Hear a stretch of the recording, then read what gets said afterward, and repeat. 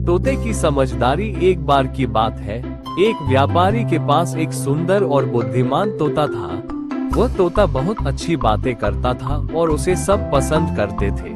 व्यापारी ने उसे एक सुंदर पिंजरे में रखा था और उसे स्वादिष्ट फल खिलाता था।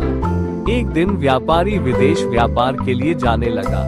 उसने अपने तोते से पूछा, तुम्हारे लिए मैं क्या लेकर आऊं? तोते ने जवाब दिया, मालिक, आप जंगल में जाकर मेरे तोता मित्रों को मेरा प्रणाम कह देना और उन्हें बता देना कि मैं पिंजरे में कैद हूँ। व्यापारी ने हंसते हुए वादा किया और व्यापार के लिए रवाना हो गया। जब वह जंगल पहुंचा तो उसने वहां के तोतों को देखा और अपने तोते का संदेश सुना दिया। जंगल के तोतों में से एक बूढ़ा तोता अचानक जमीन पर गिर पड़ा और मर गया।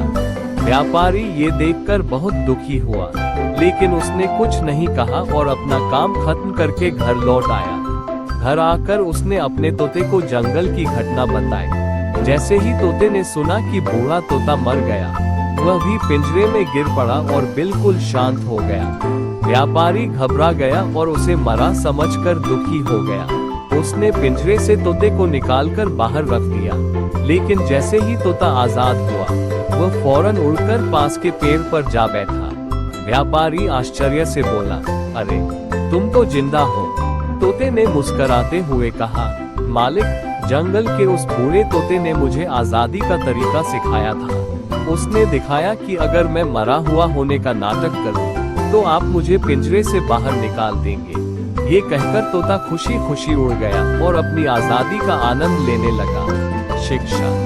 इस कहानी से हमें सीखने को मिलता है कि समझदारी और चतुराई से किसी भी कठिनाई से निकला जा सकता है।